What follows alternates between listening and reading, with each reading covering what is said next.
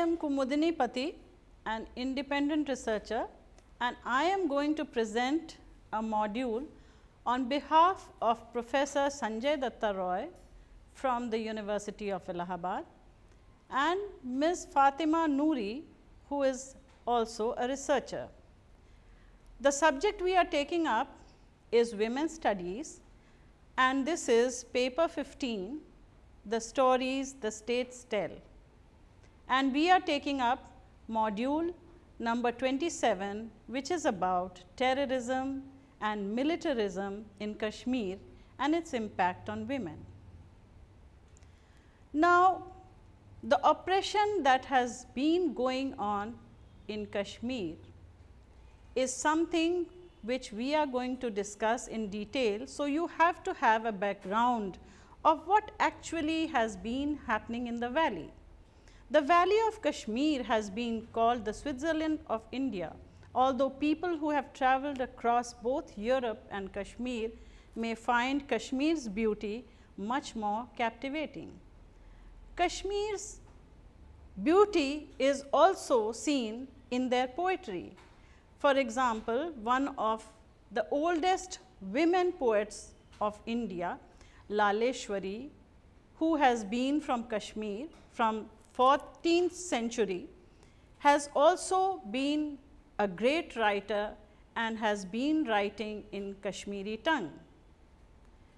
Now, the beautiful land of chinars and the saffron fields has also produced the singer Habba Khatun of the 16th century, whose songs have struck the popular imagination of the people. The land of Kashmir held not only immense physical beauty, but also had a very beautiful character. It should be noted that it is one of the rare states where gender discrimination was rarely visible. Now, what was actually the cause of oppression in Kashmir has to be understood. The situation of women in any society is largely dependent on the socio-political conditions of that land. In most Indian societies, it is the religious and cultural practices that determine the position and the treatment of women. And there are many written and unwritten rules which are actually implemented. And we will see these have been violated, the constitution has been violated, and treatment has been very unjust and biased as regards women. The women of Kashmir have been facing unjust treatment after the post-1947 political turmoil. In the entire political game, women, due to their physical vulnerabilities and the low level of education, had become tools and soft targets in the hands of both the army as well as the separatist militants. A look at one of the tables which has been presented here will reveal that the state of Jammu and Kashmir did have a fair sex ratio, but a very low literacy rate. So, in this table, we are comparing 1981 to 2011. Now, if we take the population, the male population is 31,64,660, and in 1981 the female population is 28,22,729. In 2011, we see that the population increases, the male population becomes 66,40,662, whereas for females it becomes 59,640,000. Now, we go to the total population. In 1981, it is 59,87,389, and in 2011, it is 1.25 crores. Literacy, if we see the literacy in 1981, it is 41.46% for males, and for females it is just 18.37%. And when we compare it to 2011, we see that it is 76.75% for the males and 56.43% for females. And similarly, when we see the total literacy rate in 1981, it is 30.64%, and we see 2011, it has increased to 67.16%. Now, the sex ratio in 1981 was 892 for 1,000 males, and it became 889. It is a slight drop in 2011. Now, when we go to the historical background of the land, we see that the Kashmir turmoil of the 1990s was an important event, not only just politically, but socially also, as it had deep repercussions on the social and the psychological makeup of the people who were associated with this land. But what was even worse was the destruction of the rich heritage and the syncretic culture that was the quintessential Kashmiriyat, as we call it, with the Islamic purists infiltrating the land and the culture of the valley and their mindless suppression by the Indian military. The paradise on earth, as Kashmir used to be famously called, had turned into hell. The lives of both those who were robbed of their lands and with it a dignified living, and also of those who had stayed behind, turned into nightmares with living in refugee camps, trauma of the loss of their homes and family, no source of living, and the incessant military operations, the combing operations of their houses, and all this kind of random thing that was going on in the state. Now, what was the condition of the women? If you see a brief revision of the political scenario of the land, we will understand the social makeup of the people and especially its women. The state of Jammu and Kashmir largely consists of three regions: the province of Jammu, the valley of Kashmir, and the Ladakh region. The Gilgit-Baltistan and Azad Kashmir regions are mostly controlled by Pakistan, whereas the other part, which is the Aksai Chin, has been taken over by China. Now, it is the geography of Kashmir that creates trouble. When India became independent, it allowed the princely states the choice of accession to either Pakistan or to India. Kashmir's ruler, who was Raja Hari Singh, wanted to stay independent.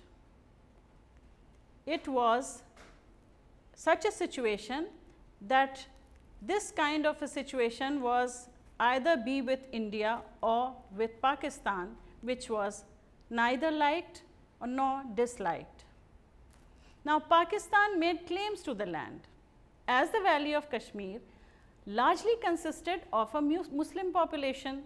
So, naturally, they felt that since the majority was a Muslim population, Pakistan should naturally have a right over it.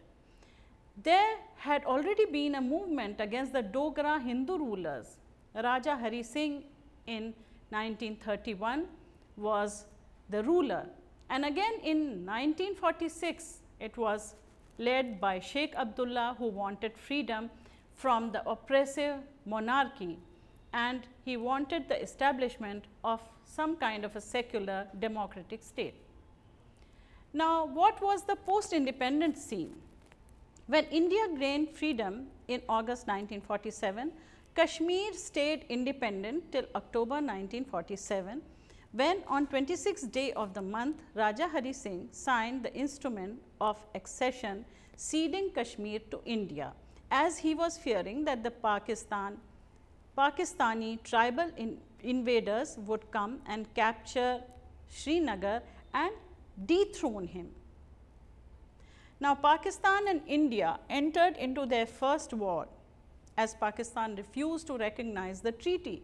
The war ended in 1948, when the United Nations actually intervened on India's insistence and asked Pakistani tribal army to move out of Kashmir. India was also to demilitarize the land, and Pandit Nehru agreed to the UNCIP's, that is the United Nations Commission for India and Pakistan's proposition of holding a plebiscite to decide about the future of the state. Now, it is very sad that the plebiscite which was supposed to be held was never held, and both the parties could not come to any kind of peace agreement. So, Pakistan withheld the areas that it had captured, and then it was also known as Azad Kashmir. Meanwhile, Sheikh Abdullah was made the Prime Minister of the interim government in October 1948, and there was a ceasefire which was declared on the 1st of January 1949. This till date remains the line of control. In October 1949, India adopted the Article 370, which was granting Kashmir some kind of a special status with internal autonomy except in the matters of defense, communication and external affairs. And from this time on, the politics of that area becomes tumultuous. Now, Sheikh Abdullah, who was previously supporting Kashmir's accession to India, started turning hostile and demanded freedom for the state.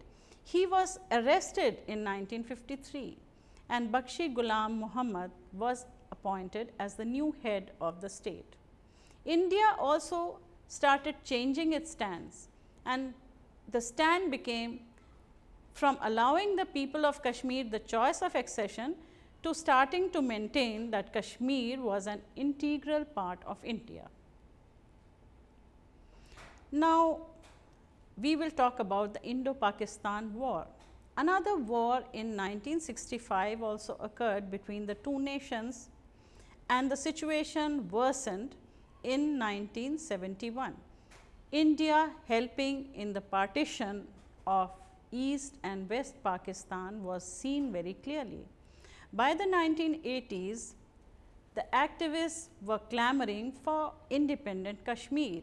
You must have heard a lot of people talking about independent Kashmir.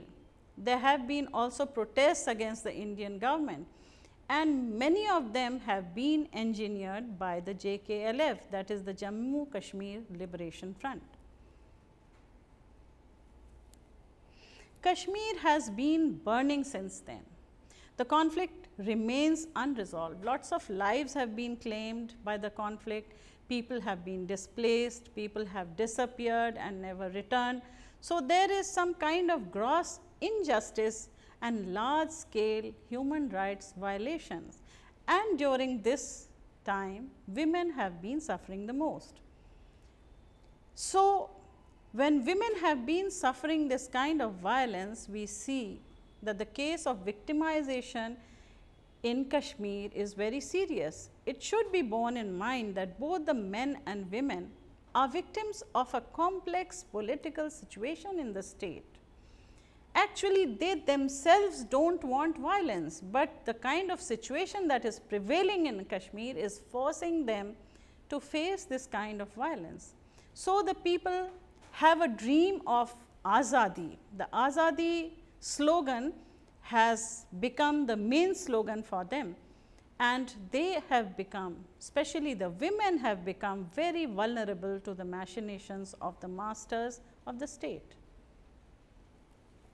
Now, women who are the so called weaker sex stand doubly disadvantaged. One is the victimization of the women in the state, which is intricately and inextricably linked with the political situation there, and the other is, as women already they are the weaker sex.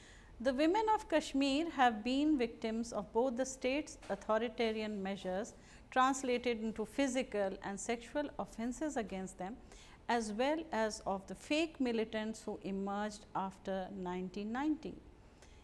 This was the 1990 insurgency that we are talking about.